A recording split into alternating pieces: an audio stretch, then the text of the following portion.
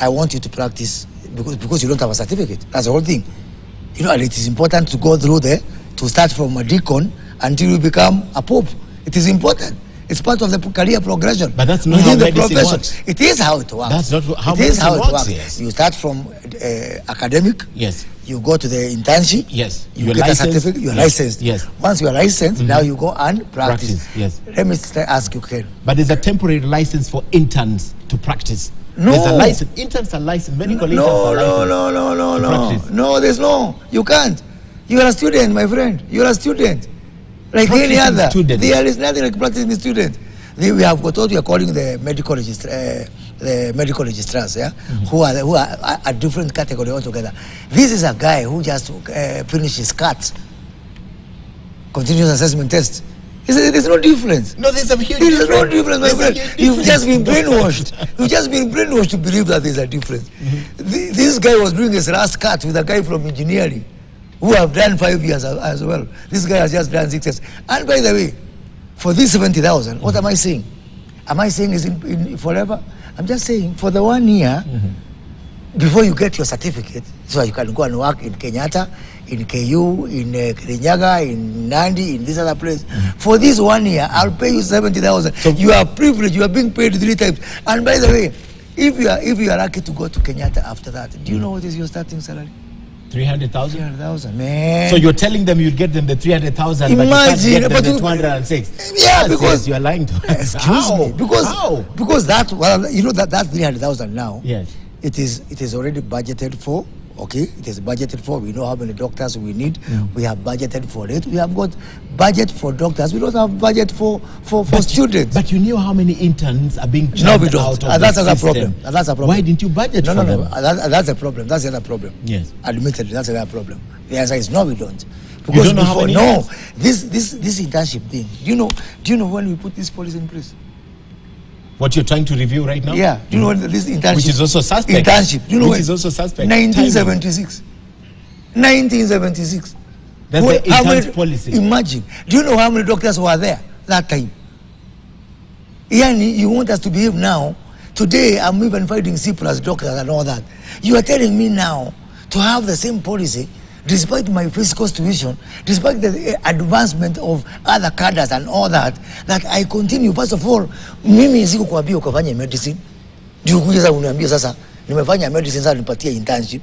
I have got other people. I'm not giving them internship. What do you want me to do to those other people? Are they children of lesser God? Or are they not educated by the same parents like this other one?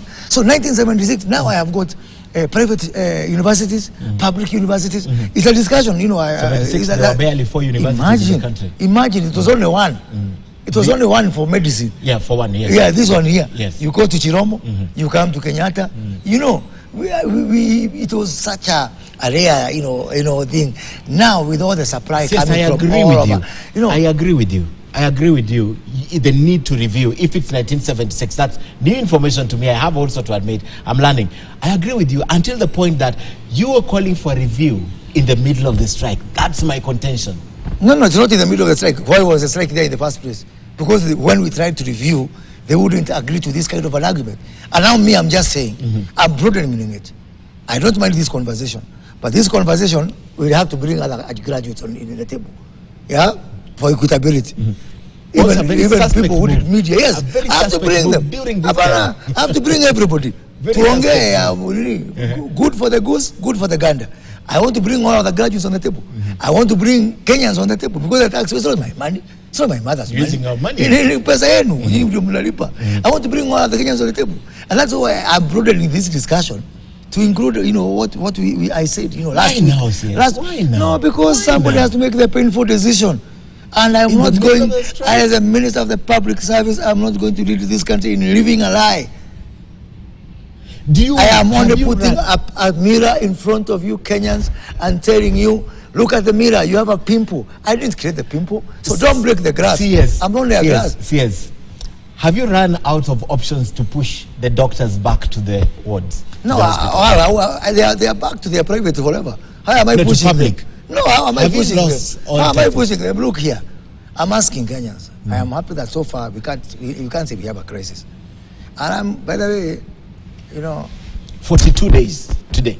on Wednesday night, last week. yeah, God rest his soul, I was chatting at 10:39 p.m. with General Gola, yeah, the late General Gola. A day before he lost just his life. a day before, and because we had met in the Wage Bill conference, and on the sidelines of the conference, I was discussing with General Gola, and he was saying, look, I am trained and I'm paid to protect tribes. So I am very sympathetic to you on this issue of doctors. And we were chatting at 10:30 because he asked me, can you get in touch with Dr. Nganga, my Director of Medical Services, because I will offer all the doctors I have on reserve from KDF, you know, to... Dr. Nganga is the DM.